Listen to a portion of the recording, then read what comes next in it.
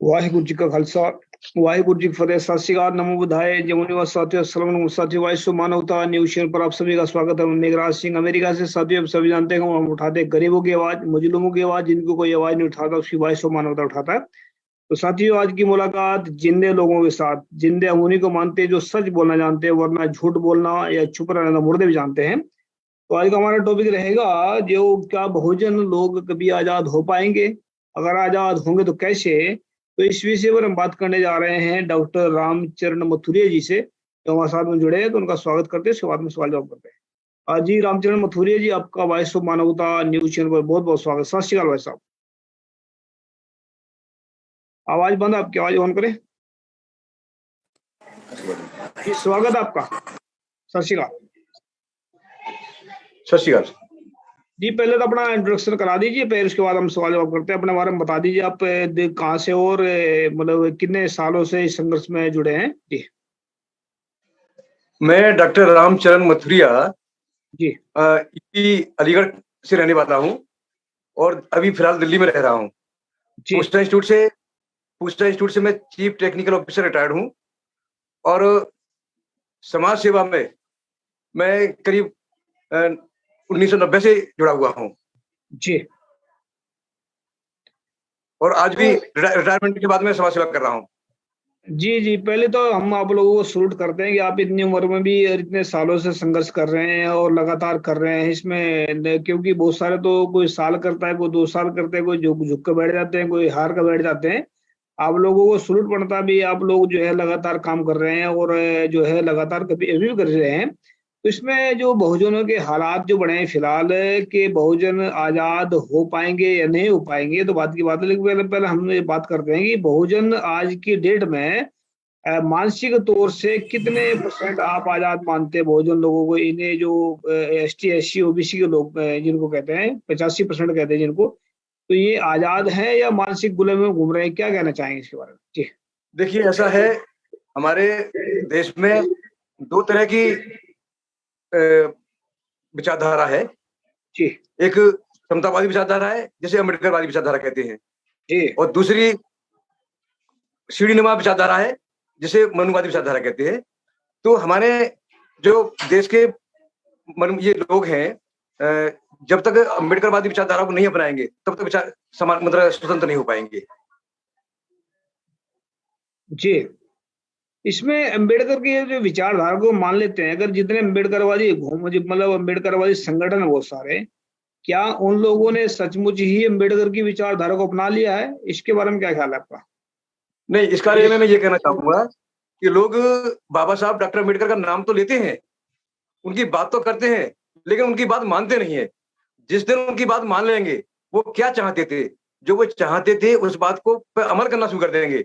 क्योंकि बाबा साहब ने कभी ये नहीं कहा कि मेरी पूजा करो, उन्होंने ये कहा कि जो मेरी विचारधारा है उसे आप जन जन तक फैलाओ, उसे मानो। तो जिस दिन बहुजन समाज के लोग उनकी विचारधारा को मान लेंगे, उस दिन अपने आप को आजाद हो जाएंगे वो जी। तो इसमें ये भी देखना पड़ेगा ना, बाबा साहब तो हक मतलब बहुत सारी डिग्रियां पढ़ करके उन्होंने विचारधारा दी है। तो एक अनपढ़ आदमी उनकी विचारधारा को कैसे मान लेगा, कैसे समझ पाएगा उसकी विचारधारा को? क्योंकि विचारधारा को समझने के लिए आदमी का दिमाग भी डेवलप होना चाहिए, जरूरी है। अगर पहली क्लास का बच्चा है, वो 16वीं क्लास की किताब कैसे पढ़ेगा? तो वो कि बाबा साहब की जो विचारधारा है वो तो हाई लेवल की विचारधारा है। तो एक आम आदमी को समझाने के लिए उस विचारधारा को कैसे हम मतलब उस तक पहुंचाएंगे, मतलब क्योंकि विचारधारा कोई ये छोटी मोटी नहीं है, उसमें एक एक तुक में जिंदगी का उनका अनुभव है। तो उस अनुभव को हम कैसे समझ पाएंगे? हम तो हमारा दिमाग बहुत छोटे छोटे दिमाग ले रखे हमने, और वो हाई लेवल के दिमाग वाली बातें थी, उसको कैसे समझ पाएंगे? देखिए, बाबा साहब ने एक बात कही थी कि शिक्षित बनो, संगठित रहो, संघर्ष करो। तो शिक्षित बनने का मतलब केवल स्कूली शिक्षा प्राप्त करना नहीं है, यानी स्कूल से जाकर के हम डिग्री ले लें, वही शिक्षित होना नहीं है।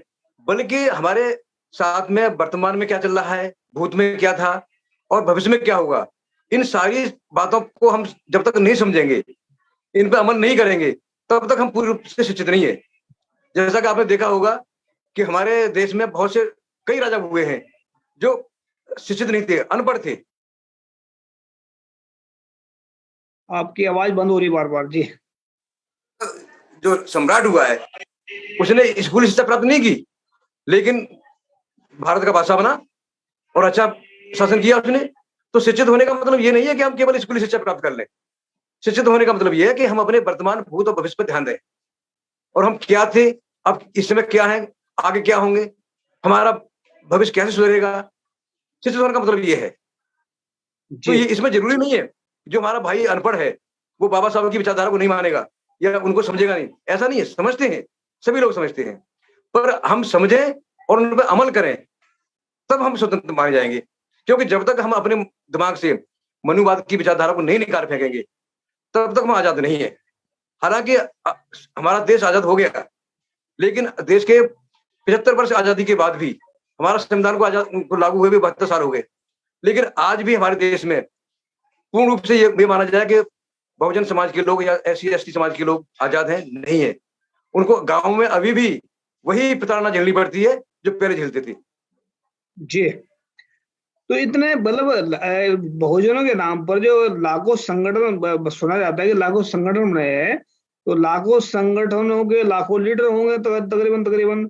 तो लाखों लीडर जो है, ये तो बहुजनों की जो अपनी शक्ति है, मानसिक शक्ति है और जो शारीरिक शक्ति है, उसको इन्होंने बांट दिया है। तो फिर ये संघर्ष ये कर क्या रहे हैं, बोले इतने संगठन बना करके ये बस में शक्ति बांट रखी लोगों की, और पैसे भी खा रहे हैं, उनका दिमाग भी खा रहे हैं, सब कुछ खा रहे हैं। तो इसको ये इससे बहुजनों को नुकसान पहुंच रहा है या फायदा पहुंच रहा है, इसके बारे में क्या ख्याल आपका? नहीं, इन्होंने जो अलग अलग संगठन बनाए हैं उससे समाज को जागृत हो रहा है, लेकिन हमारे नेता जो उनके संगठनों के जो हेड हैं, उनके अंदर ईगो है, वो एक दूसरे मिलना नहीं चाहते। समाज जागृत हो गया, इसमें कोई डाउट नहीं है। यदि हमारे नेता सब मिल जाए, इकट्ठे हो जाए, बहुजन समाज के जितने भी नेता हैं सब एक मंच पर आ जाए, उसी दिन इस देश की काया पलट हो जाएगी और जो हमारा जो खोया हुआ हक है वो सारा मिल जाएगा और जागृति आ जाएगी। जी जी, आपने नेता की बात करी, नेता की बात करें, लीडर की बात कर रहे हैं, मतलब जो संगठन एक ही बात है, नेता और लीडर एक ही बात है। नहीं नेता या लीडर इसमें जो है वो दोनों एक ही है। नहीं, अलग अलग है। मेरे नेता जो है ना, नेता ये जो राजनीति में जो बैठे हैं छुप करके, जो मतलब मनवादियों के गुलाम बने बैठे अंदर खाते हैं, उनको नेता बोलते हैं। जो संगठन का लीडर होता है वो मेरे ख्याल से अलग होता है। तो मैं लीडर की बात कर रहा हूँ। अगर जो नेता, तो ये तो करप्ट जितने भी संसद बैठे आज, ये तो एक नंबर के मतलब अपने समाज के साथ में भी धोखा कर रहे हैं, अपने साथ भी धोखा कर रहे हैं, क्योंकि इनके कहीं ना कहीं फायदे हैं, इनकी कमजोरियां छुपी हुई हैं। इस करके ये चुपचाप बैठे हैं, आराम से बोलते नहीं कुछ भी। और ये आप देखे होंगे बहुजनों के हक में, जब जब इनके पास में अगर कोई शिकायत लगा मतलब लेने वो अपनी शिकायत लेके जाता है इनको, तो वो दूर से दूर भगा देते हैं उसको। तो ये तो लोग मनुवादियों के पुश्तैनी गुलाम बन के बैठ गए हैं। तो इनकी बात नहीं हम कर रहे हैं, जो संगठन की बात कर रहे हैं, संगठन के जो लीडर हैं जिनको, हाँ, मैं भी उनकी बात कर रहा हूँ। जो संगठन के लीडर हैं, ये संगठन के लीडर सभी हमारे बहुजन समाज में जितने भी संगठन बने हुए हैं, हजारों के लाखों संगठन बने हुए हैं पूरे भारत में, यदि ये संगठनों के लीडर, हालांकि विचारधारा भी एक ही है, लेकिन ये एक जगह एक मंच पे आते नहीं है, ये सारे एक जगह आ जाएं, तो जो पॉलिटिकल पार्टीज के नेता हैं, पॉलिटिकल पार्टी तो अपने हिसाब से घुमाती है उनको, और कोई भी पॉलिटिकल पार्टी उनका अपना एजेंडा होता है, वो बहुजन के फायदे की बात नहीं करेंगी, वो अपने फायदे की बात करेंगी। लेकिन यदि हमारे बहुजन समाज के संगठनों के सारे नेता एक मंच पर आ जाएं और उनकी अपनी विचारधारा के हिसाब से शासन चलाएं, तो फिर वो बहुजन समाज का भला होगा। जो इस समय पॉलिटिकल लीडर हैं, जो पॉलिटिकल पार्टियां हैं, उनके जो हेड हैं वो मनवादी ही है, और वो बहुजन समाज के लोगों को आगे आने से रोकते हैं। वो नहीं चाहेंगे कि ये आगे आए, और जो उनके साथ में उनकी मजबूरी है कि जो रिजर्व सीट पे जो टिकट देते हैं, उनकी मजबूरी बनती है कि रिजर्व को देना पड़ता है, लेकिन जो रिजर्व वाले सीट लेते हैं वो उनके गुलाम बन जाते हैं, और वो उनकी विचारधारा से अलग हटके समाज की बात नहीं करते, या जो करना भी चाहता है तो उनको वो किक मार देते हैं, अपनी उसे हटा देते हैं। तो ये समस्या है। जबकि बहुजन समाज के सारे संगठन इकट्ठे हो जाएं, सारे लीडर, और एक मंच पर आ जाए, तो बहुजन समाज भी इकट्ठा हो जाएगा, और इस देश का शासक भी बहुजन समाज का ही होगा। जैसा कि बाबा साहब कहते थे, उन्होंने ये बात कही थी कि जब उन्होंने संविधान को लिख दिया और संविधान लागू हो गया और खुश रहने लगे थे, तो उन्होंने एक बात कही थी कि दीवारों पर लिख दो, आज के 30 साल बाद इस देश का हुक्मरान इस देश का मूल निवासी होगा, जो नहीं हो पाया। तो इसका मतलब ये है कि हम बाबा साहब की बात करते हैं लेकिन बाबा साहब को मानते नहीं है। यदि उनकी बात को मानते तो आज इस देश का हुक्मरान भी यहाँ देश का मूल निवासी होता। जी। जैसे मतलब अगर मान लेते हैं, अगर आपने मान ली बाबा साहब की बात, आप हम क्या करते हैं, हम दूसरे के ऊपर थोप देते हैं बात कर को कि वो उसको माने। तो अगर हम आपसे सवाल करता हूँ मैं कि आपने बाबा साहब की बात को पूरी पूर्ण तरह से मान रखा है? हाँ, मैं बाबा साहब को फॉलोवर हूँ। बिल्कुल, अपने लेवल पर जितना कर सकता हूँ कर रहा हूँ। क्योंकि मैं कोई मैं कोई बहुत बड़ा समाज सेवी नहीं हूँ, लेकिन जितना मैं हूँ उस हिसाब से जो उनके आवाज बंद करो की बार-बार आवाज बंद करते हैं। हाँ जी। नहीं, मेरा देखो इसमें क्या है ना, मैं आपको इस करके कह रहा हूँ कि जब दीपक जलता है ना, तो दीपक की रोशनी फैलती है। अभी जो एक मतलब कहीं भी जो बाबा साहब की, अगर मैं इतना बड़ा विद्वान नहीं हूँ ना, मैं उनकी बात कर रहा हूँ।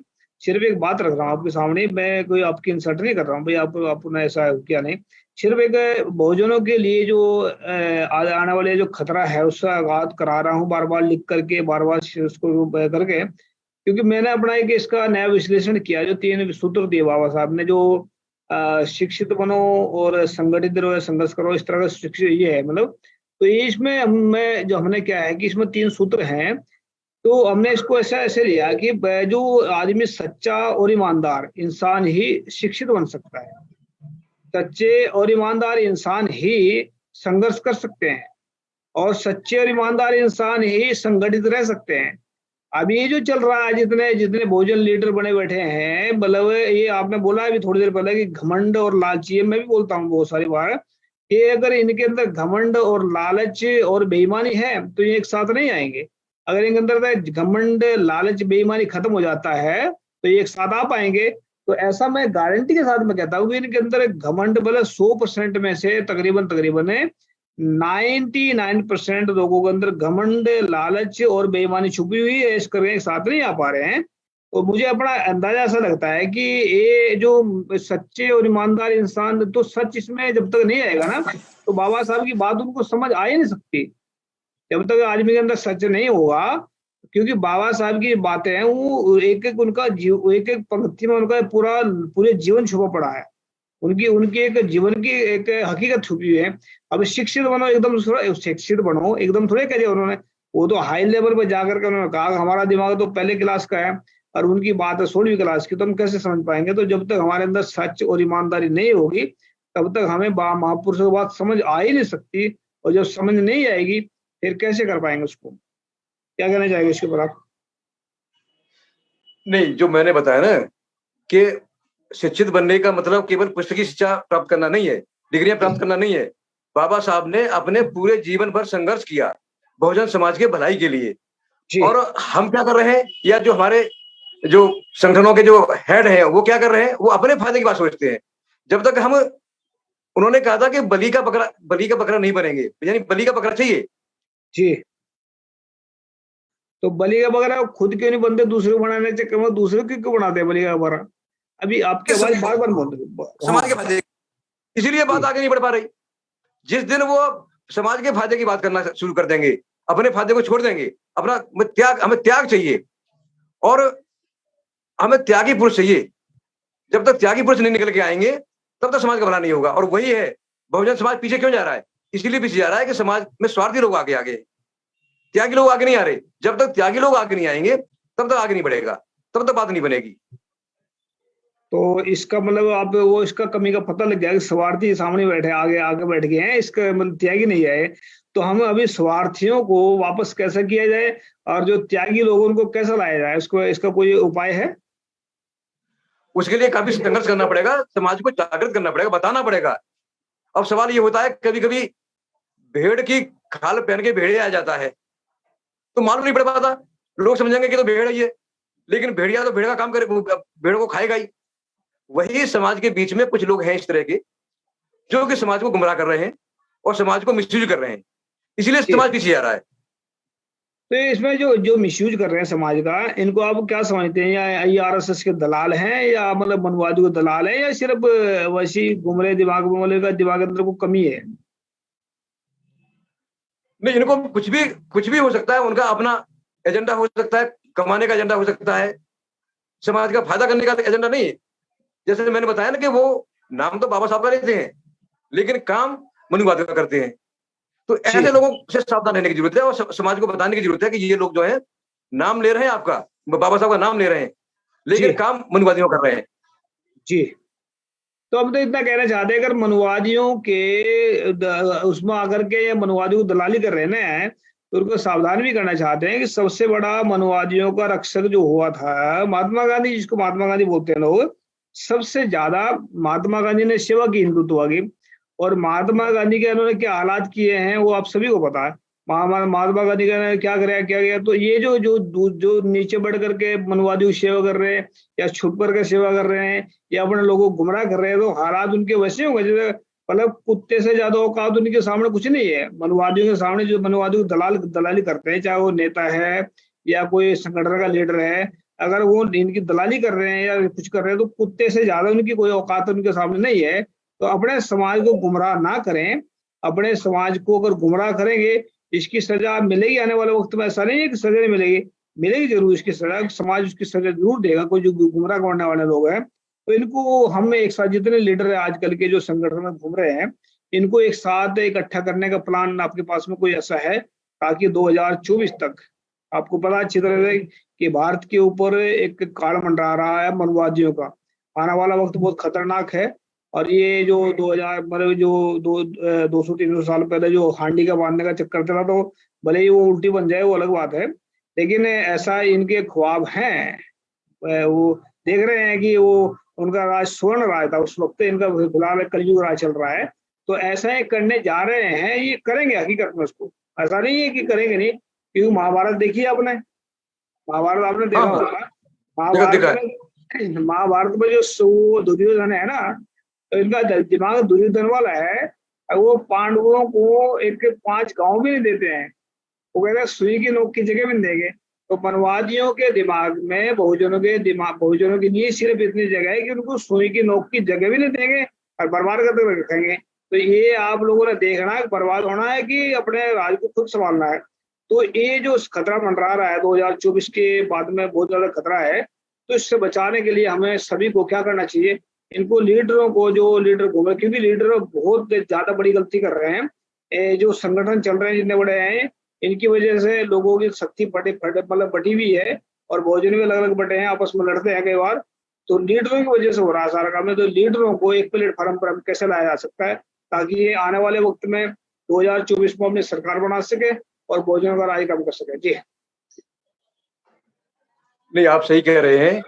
जब तक ये बहुजन समाज के संगठन, अलग अलग संगठन, एक विचारधारा, अलग विचारधारा सबकी मिलती जुलती है, विचारधारा वही अम्बेडकरवादी है, लेकिन उनका अपना ईगो टकराता है, वो एक मंच में नहीं आ पाते। यदि वो संगठनों के, यदि संगठन ही इकट्ठे हो जाए तो जो हमारे नेता हैं, बहुजन समाज के जो नेता हैं जो दूसरी पार्टियों में है, उनकी मजबूरी हो जाएगी, या तो वो आएंगे या वो नहीं आएंगे। तो फिर जो हमारे जो संगठन इकट्ठा होगा, उनमें से एक अपना ये दल बना करके वो प्रयास करें।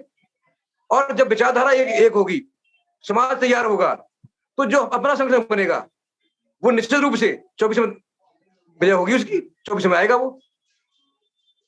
और वही एक रास्ता है, क्योंकि बाबा साहब ने एक बात कही थी कि आजादी के बाद हम दोहरी जिंदगी जिएंगे।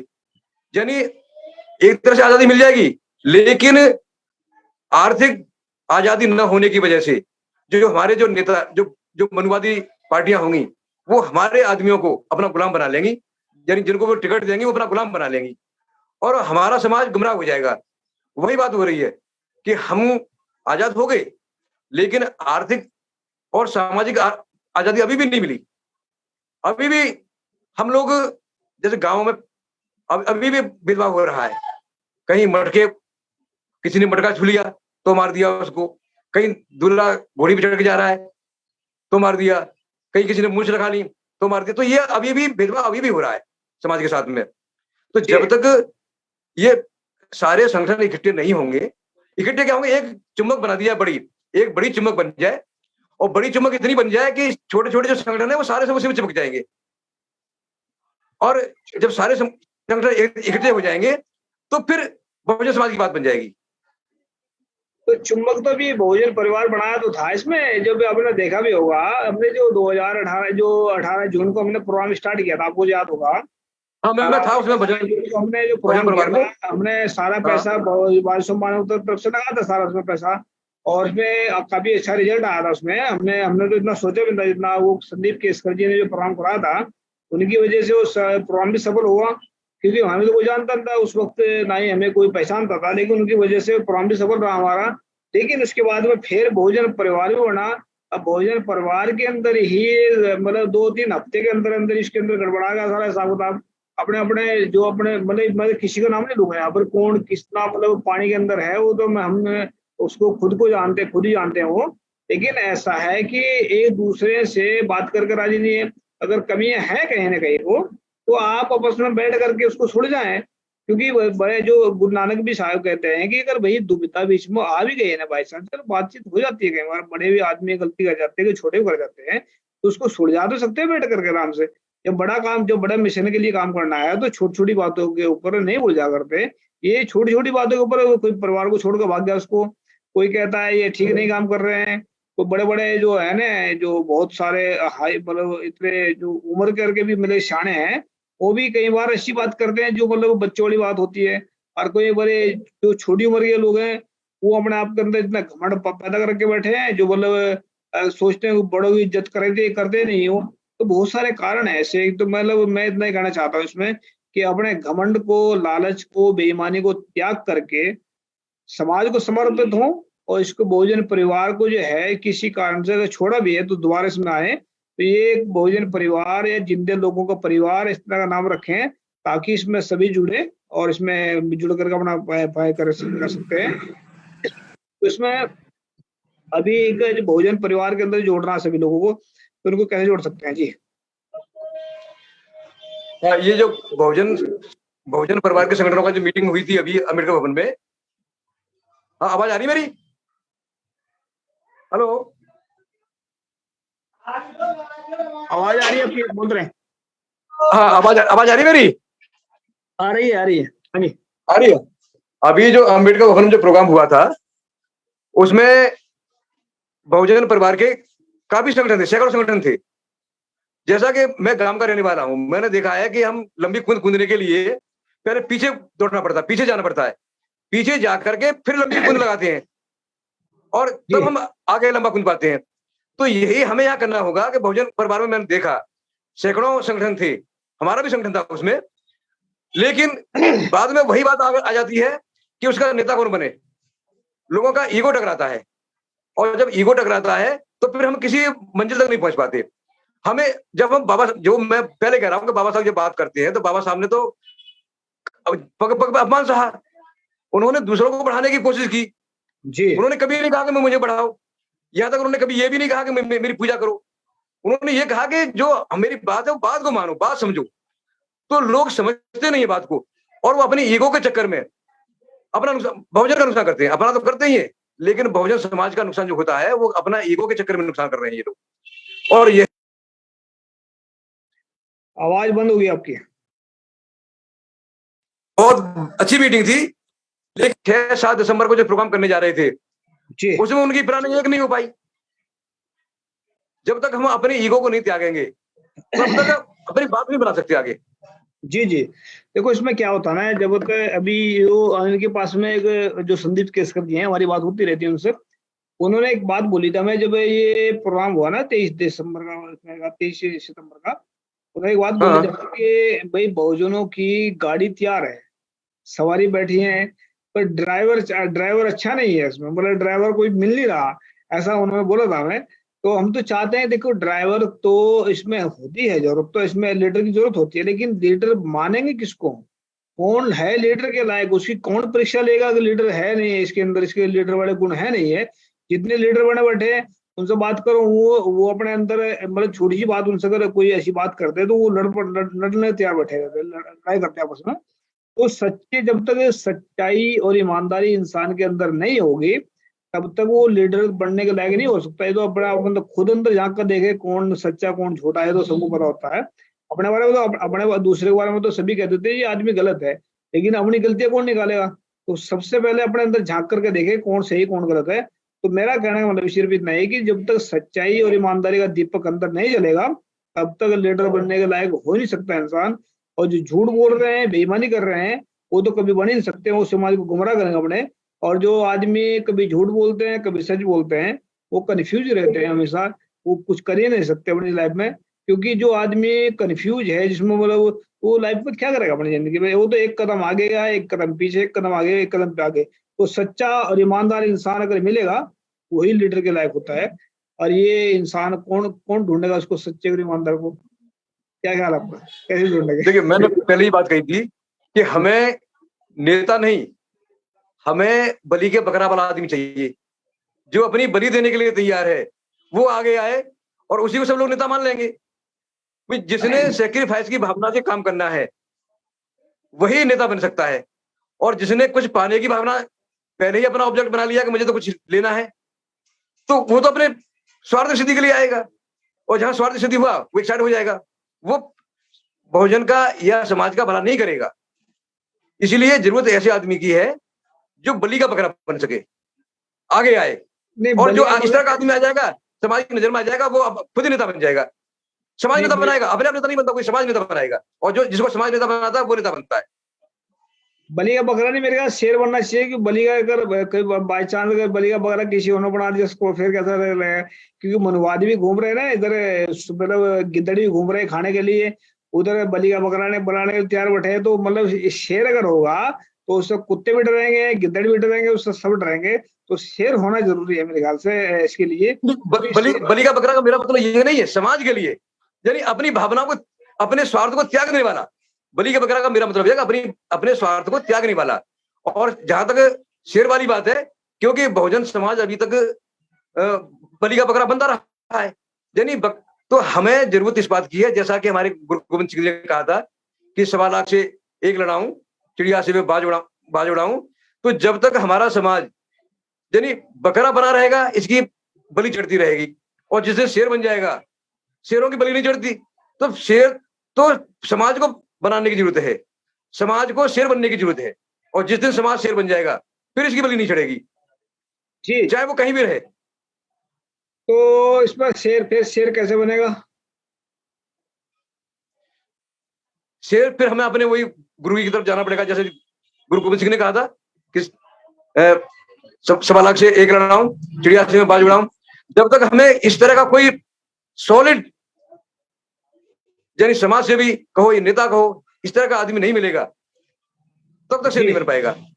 तो हम गारंटी देते हैं इस बात की, अगर हम नियम देते हैं आप लोगों को, सभी जो नियम चल रहे हैं, जो अगर उस पर जो उसको प्रैक्टिकल रूप में करेंगे तो 1 साल में जो 100 साल में नहीं कर पाए बहुजन, उसको 1 साल में कर पाएंगे।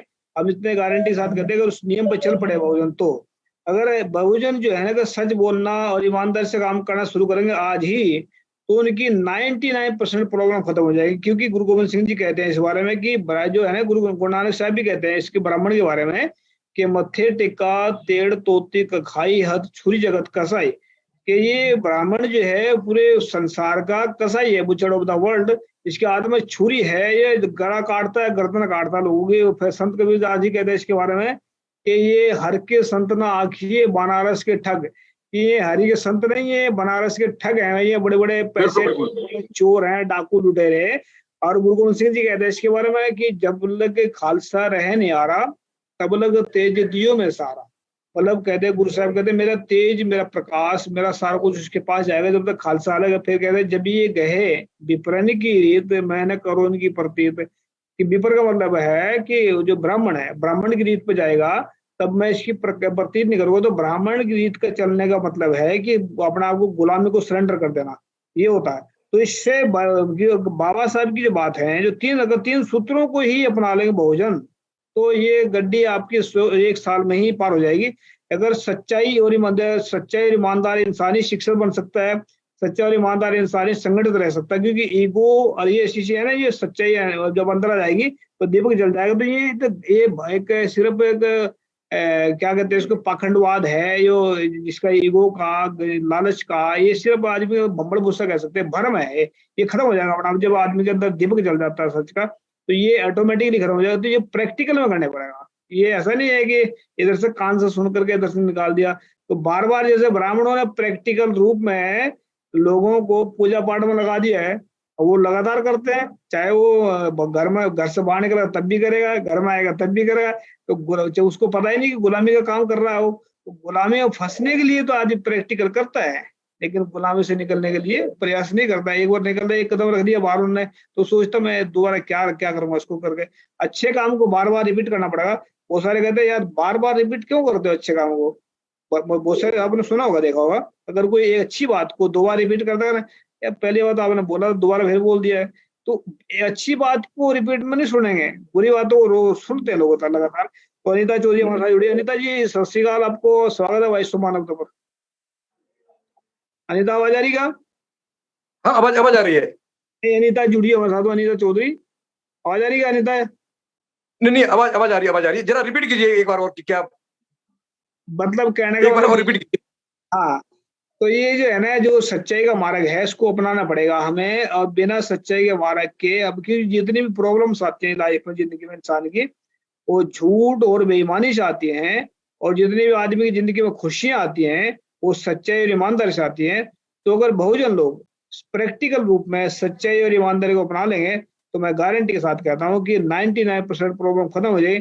जिनकी मानसिक प्रॉब्लम खत्म, जिसके अंदर से ये जो तन की प्रॉब्लम खत्म, तो ये फिर राज भी करेंगे। और बहुजनों को कोई भी विदेश देश, जो विदेशी देश में बैठे हैं, वो तो गुलाम क्या बनाएंगे, पूरे वर्ल्ड का कोई शैतान उनको गुलाम नहीं बना पाएगा। हम गारंटी के साथ कहते हैं इस बात में, क्योंकि सच का दीपक जो ऐसा दीपक होता है जो प्रकाशमान हो जाता है। गौतम बुद्ध के अंदर जला, वो प्रकाशमान हुआ उनका जीवन। महात्मा फुले के अंदर जला, वो प्रकाशमान हुआ उनका जीवन। डॉक्टर अम्बेडकर के अंदर जला, वो प्रकाशमान हुआ उनका। उन्होंने भले ही इतना संघर्ष किया, लेकिन आज की डेट में बहुजनों के कर गए ही बहुजन गुलाम है। क्योंकि बहुजन ये जो लीडर बैठे हैं ना, 99% लीडर के कर गए ही बहुजन आज गुलाम है।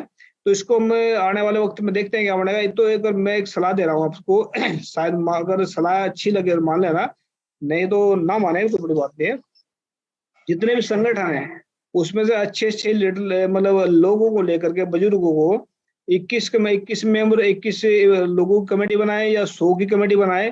तो 100 की कमेटी बना करके ऐसे, मतलब एक फार्म तैयार किया जाए जिसमें सच्चाई, ईमानदारी, नियत साफ और ऐसे ऐसे नियम लिखे जाएं।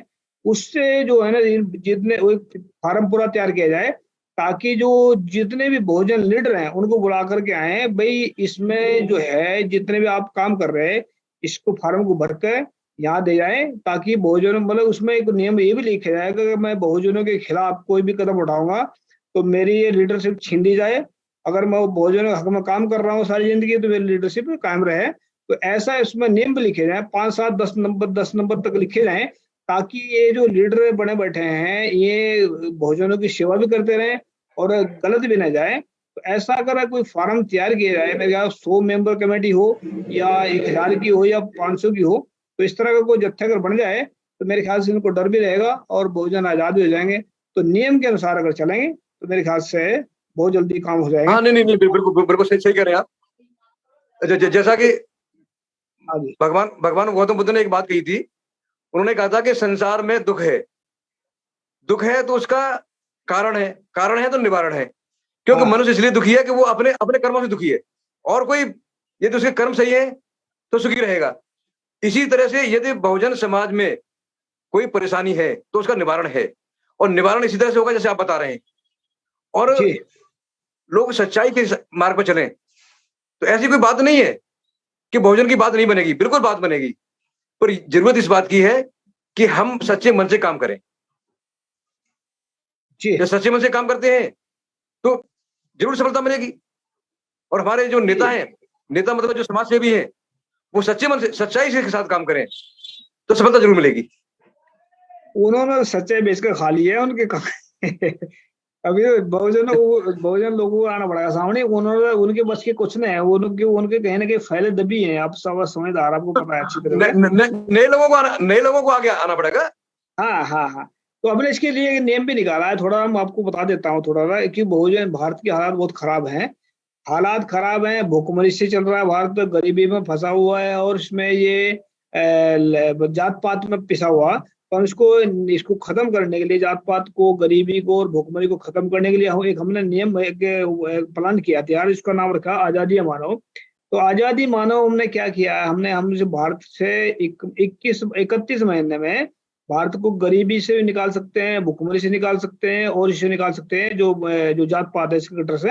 हमने ऐसा किया है, देखो अगर हम अपने तरफ से अपने जेब से कुछ काम करते हैं तो हम कब तक करेंगे, 1 करोड़ 2 करोड़ 5 करोड़ 1000 करोड़ लगा सकते हैं पैसे, लेकिन कहाँ तक लगाएंगे। तो हमने क्या किया है, बहुजनों की मेहनत से ही हम भारत की गरीबी मिटाएंगे और बहुजनों को हम एक दिन भारत का बादशाह बनाएंगे। कैसे बनाएंगे, तो हमें हमें 1 करोड़ आदमी ऐसे चाहिए जो सिर्फ 100 रुपए डोनेशन के महीने का निकाल सकते हैं, सिर्फ 100 रुपए महीना डोनेशन का, ये भी 1200 रुपए साल का जाएगा।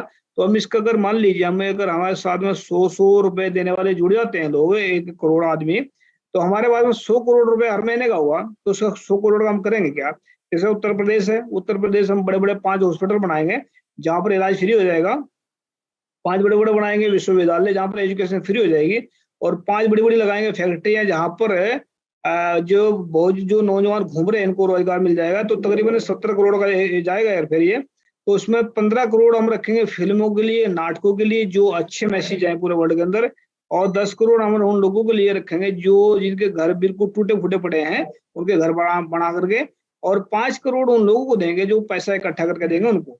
तो ये 100 करोड़ का प्लान है। 100 करोड़ अगर हर महीने में पूरे भारत में मान लीजिए 31 स्टेट हैं, तो 31 स्टेट में हमें ये काम 31 महीने में कवर कर जाएंगे इसको। अब एक बात बताएं आप, थोड़ा देखें कि एक आदमी का परिवार का खर्चा एक साल का इलाज का और इसका एजुकेशन का तकरीबन 20,000 आ जाता है तकरीबन, मान कर चलिए। तो 20,000 में से उसको कितना देना पड़ रहा, 1200 रुपए एक साल के। तो 18,800 तो घर बैठे बच गए उसको, और 5,000 लोगों को इसमें हर स्टेट में इसको नौकरी मिलेगी 5,000 इस प्लान से। तो ये प्लान ऐसा है कि बहुजनों को तरक्की की तरफ ले जाएगा। मानसिक तौर से जो जात पात को हम खत्म करेंगे, कैसे जात पात को खत्म करने के लिए, तो जो फार्म भरे जाते हैं स्कूलों में, हॉस्पिटलों में, जो भी उसमें तो वहां से जात पात का नामो निशान खत्म, उसमें कॉलम हटा देंगे वहां से। और दूसरी, अगर कोई जात पात का नाम लेगा ना, वहां पर बोर्ड लगा दिया जाएगा बाहर हॉस्पिटलों के अंदर भी, हॉस्पिटलों के बाहर भी और कॉलेज से बाहर भी, अगर कोई जात पात का नाम लेगा अंदर, उससे 100 गुना फीस ज्यादा हासिल की जाएगी अंदर जाकर के, ताकि उसमें मतलब जात पात का नाम लेते घबराएगा इंसान, ऐसा सिस्टम कर रहे हैं। तो ये प्लान हमारा है। तो इसमें अगर हमारे साथ में लोग जुड़ना चाहते हैं तो वॉइस ऑफ मानवता की तरफ से आजादी मानव प्लान रखा हमने इसका नाम। तो इसके बारे में क्या कहना चाहेंगे, अब ये सही है कि गलत है? नहीं, प्लान अच्छा है, बहुत अच्छा प्लान है, आप इसको इम्प्लीमेंट करिए। हमने इसके बारे में तैयार कर दिए हैं, और इसमें कोई भी जो वॉलंटियर के तौर पर काम करेगा उसका फॉर्म भरकर हमारे दिल्ली ऑफिस है, दिल्ली में ऑफिस है वॉइस ऑफ मानवता का, वहां भेजना पड़ेगा, ताकि हमें हमारे पास में सबूत रहे। ये इसके लिए हम एनजीओ तैयार कर दिया हमने इसके, ताकि गवर्नमेंट इसके आगे टांग ना अड़ाए, क्योंकि गवर्नमेंट को हम टैक्स भी देंगे, सारा कुछ टैक्स भी देगा, गवर्नमेंट की नजर में रहेगा सारा ये। और इसमें कोई भी फेक काम नहीं होगा, डॉक्यूमेंटेड काम होगा, कोई ऐसा नहीं काम होगा जो कि पैसे कहीं से आए और कहीं कोई लीडर नहीं होगा इसमें, कोई इसमें छोड़ा नहीं, कोई बड़ा, सब भाई बहन होकर मिलकर काम करेंगे हम इसमें सबके सब। तो अनीता चौधरी, आपकी आवाज आ रही है? आपको आवाज आ रही? हाँ, आवाज आ रही है आपकी। लड़की जुड़ी हमारे साथ में, ये बोल नहीं रही कुछ। चलिए कोई बात नहीं। तो अंत में क्या कहना चाहते हैं आप लास्ट में, बहुजनों को कैसे मतलब ये घमंड को और लालच को, बेईमानी को त्याग करके कैसे त्यागेंगे, और ये कैसे एक प्लेटफॉर्म पर आए जी? नहीं, वो तो अपने आप से त्यागना पड़ेगा, अपने आप से। यदि हमारी अपनी भावना है त्यागने की, तभी किसी को मतलब प्रेशराइज नहीं कर सकते। लोगों के अंदर खुद ही फीलिंग होनी चाहिए कि हमें अपना जो ईगो है वो छोड़ना है, तभी छूट पाएगा। नहीं छोड़ेंगे ना, जिनके अंदर लालच बेईमानी भरी हुई, छोड़ेंगे कैसे? जिनके अंदर एक तो उन लोगों को ऐसा है ना, उन लोगों को छोड़ना पड़ेगा, फिर उन लोगों को छोड़ना पड़ेगा,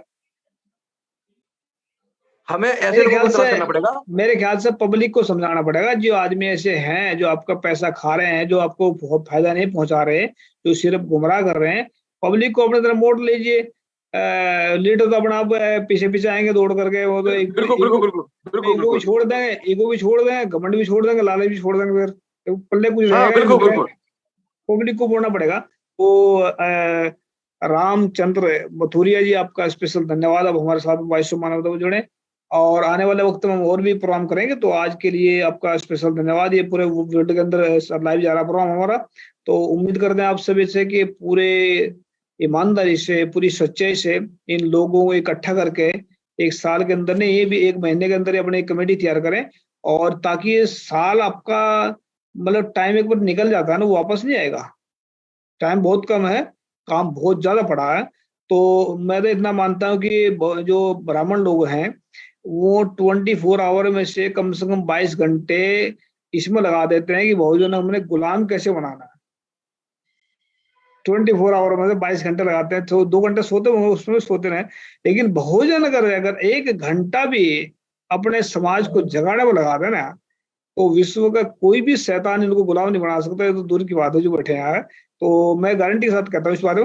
तो आप देखें और सच्चे और ईमानदार से चलें, ताकि ये बहुजन जो है आने वाला वक्त इनका मान मता हो, शान मता हो और आजादी का हो। मैं तो चाहते हैं कि बहुत सारे कहते हैं ना हम सोने की चिड़िया बनाएंगे इसको, भारत को। हम कहते हैं हम इसको सोने का बाज बनाएंगे, ताकि कहीं पर विदेशी परिंदा यहाँ पढ़ना फड़फड़ा सके आकर। थैंक यू, जुड़ने के लिए शुक्रिया, धन्यवाद आपका। तो जुड़े हैं वायसु में साथ में सबका सत श्री अकाल। वाहिगुरु जी का खालसा, वाहिगुरु जी का फतेह। अस्सलाम वालेकुम।